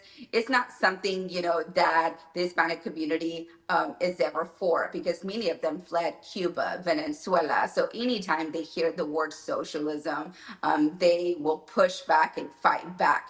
But I do think that we need to make sure that we give the microphone to Ilhan Omar, to all these members that, a lot of Republicans want to silence her. And I'm like, no, let's give her the microphone. It's important that, Americans, Hispanics all over the country hear what she's all about. So we make sure that, Hispanics, Americans don't elect someone like her in their districts. It's important that we give microphones to these members of Congress that support socialism, that support communism and dictatorship. So when they hear it, they push back and don't vote for someone like them in their district. So give them the microphone, allow them to expose themselves.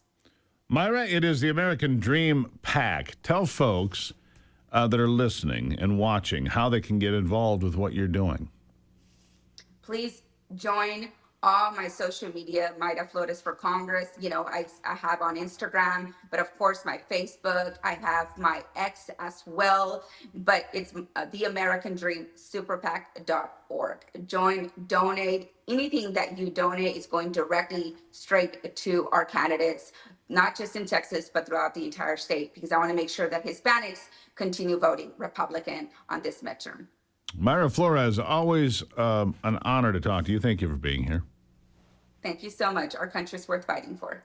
It certainly is. Thank you so much. It certainly is worth fighting for. She's rolling up her sleeves in Texas to make sure that the right people go to Washington and the right people go to Austin. It's admirable, to say the least. This country is worth fighting for, and the rejection of socialism has to become front and center now. The president is talking about it. I'm talking about it here. Myra's talking about it on the roads and back roads in Texas. The biggest threat to America today, the acute threat, is his idea that democratic socialism is a better system somehow. Never worked anywhere. Never worked in China or Russia or Cuba or Venezuela or a host of other places. It doesn't work. But they're trying to sell you a bill of goods. I'll take a break and be right back on Daybreak. Ivy will be with me. That's a good thing. After this.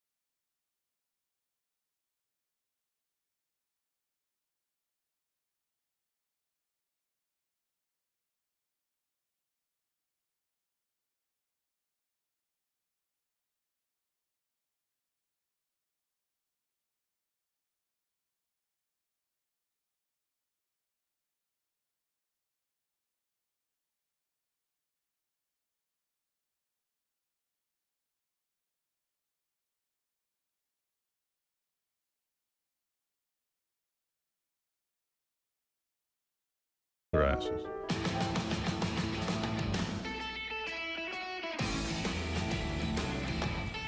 I have been crystal clear since the day I was on the air here and had to announce that Charlie Kirk had died from the gunshot wound, September 10th, 2025, live on the air we were with John Solomon and others.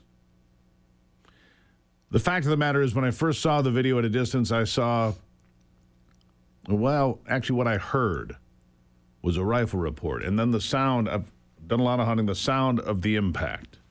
Every hunter knows what that sounds like. It's not any hunting at all. And I told Ivy, it's a 30-06 most likely, and it's not survivable. Ivy's with me now. And so I say this, Ivy, because I'm really over all this conspiracy theory nonsense about it was the Israelis and the Egyptians and planes and helicopters and exploding microphones. And, TPUSA was in on it, and Erica Kirk was behind it. And stop it. Please, just stop. The madness that ensued after the videos were, all over the internet. Yeah. It was ridiculous. Yeah, there's a to shooter the point behind that him. I just think you and I shut it off. Yeah. It got to being so ludicrous that it's like, people, what are you doing? Yeah, it didn't get any better since we started ignoring it. In fact, I'd say in the last few days, it's got remarkably worse. Well, this is the deal. As we all know, the Charlie Kirk murder case is ongoing. That's correct. A lot of evidence is starting now to come out. Video evidence, That DNA evidence. That the public was not privy to previously. Right. And this is the thing. What I don't understand, and I didn't understand even then, as all of these conspiracy theories started to run rampant, is when you have a case like this, any case, but especially a very high-profile one, the defense and anybody involved in policing would lock down the evidence so Correct. that they had an ironclad case. And why is it that these online podcasters and people of influence think that they have the right to all of that before the police and Talk everyone about else? talk about arrogance. They think they're entitled to it. They think they're another example. Right after the shooting, the camera behind Charlie, because there's always cameras running on Charlie. They didn't give him the... They grabbed the camera, they took the camera down, they took it with them. Right. Well, of course they Well, did. what are they doing? Why are they Camera. trying to hide the evidence? No, those videos were now shown in court. Right. All of the materials were given to, the agencies that were in charge Correct. of The Utah Bureau of investigating. Investigation, the FBI, local law enforcement, UVU, campus police, whomever. Well, this is what we know so far. Robinson was on campus 4 times the day of the murder. He was captured by 20 minutes of security footage, despite many people out there saying he was never on campus. Security footage of Robinson breaking onto the roof with a backpack and lying in a sniper mode, sniper pro position. Correct. That was seen yesterday. Footage of Robinson fleeing the scene with his backpack and having a visible limp because he had the gun in his pants.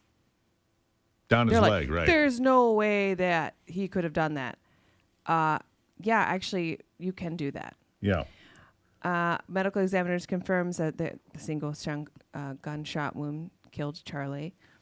The TPUSA provided all HD video clips, which you were just talking about, to law enforcement. In order to believe, you have to believe that Israel was involved, Egypt was involved, the Secret Service was involved, the FBI, the Utah Bureau of Investigation, the doctor at the hospital that Erica Kirk talked to. You'd have to believe that she's involved. TPUSA is involved. Yeah. You have to believe that there's like literally dozens and dozens of people in on this conspiracy, and not one of them has talked. And here's the other very telling thing that nobody points to. The defense has not objected to anything. Exactly. That's the point I was going to just mention. That is completely true. And the amount of scrutiny that Erica Kirk has gone through is ridiculous. Now, she did a couple of weird things. Sure, but listen, why do we get to judge how someone who just lost the love of their life? Well, I'll give you that. I told you this afterwards. I saw videos of Erica and Charlie together, and quite frankly, it reminded me of the love that you and I have, Steve. And I get it. When you have this just incredibly deep love for someone, and you thought you were going to spend, sorry, I'm getting choked up, that you're going to spend the rest of your life with them, who are we to judge how someone should react or not react? Well, that's fair. The one thing that I thought was weird was the video at the coffin. Yeah, I understand. It was weird. It was weird. That was just weird. You know, but again, I'm not going to judge that. But the thing is, I hope that all of this evidence is coming out, and as the trial continues on, that a lot of this ridiculous nonsense just stops. Just stop it. It's like, no more clickbait, no more ridiculous conspiracy theories. Like, I think didn't you listen to the Candace Owens, Sean Ryan interview this weekend? That's the one where she says he was never on campus. It was an exploding all of microphone. okay. It was a Petten. That's the type of explosive. A Petten device like the Israelis used in the pagers when they killed all those terrorists. And what would be the point? Well, why would Israel want to? Well, he's turning against Israel. I have no evidence of that.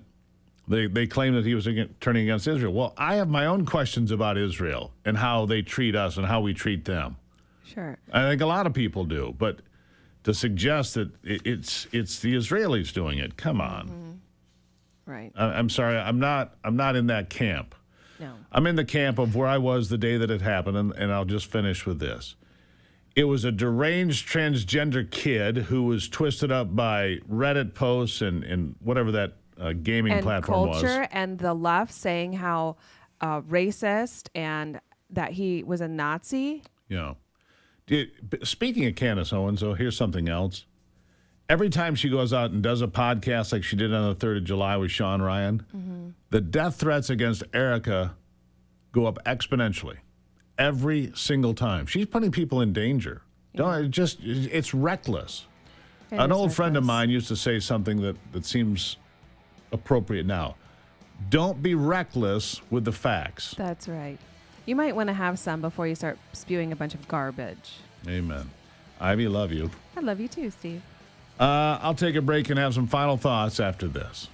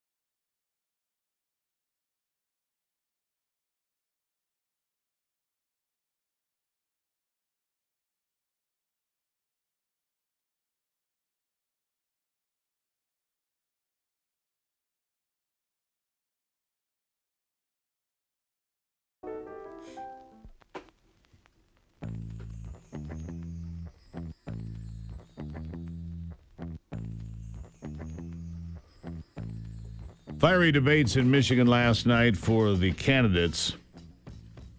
The Republicans running for governor and the Democrats running for U.S. Senate. One of the things that was said by Abdul El Sayed, quote, I went to Minneapolis at the height of Project Metro Surge. I watched our government laid siege to a city in our country. It was awful to see. ICE is not about immigration. ICE is about normalizing a paramilitary force on our streets. I've been clear that you can't reform ICE. You can't retrain ICE.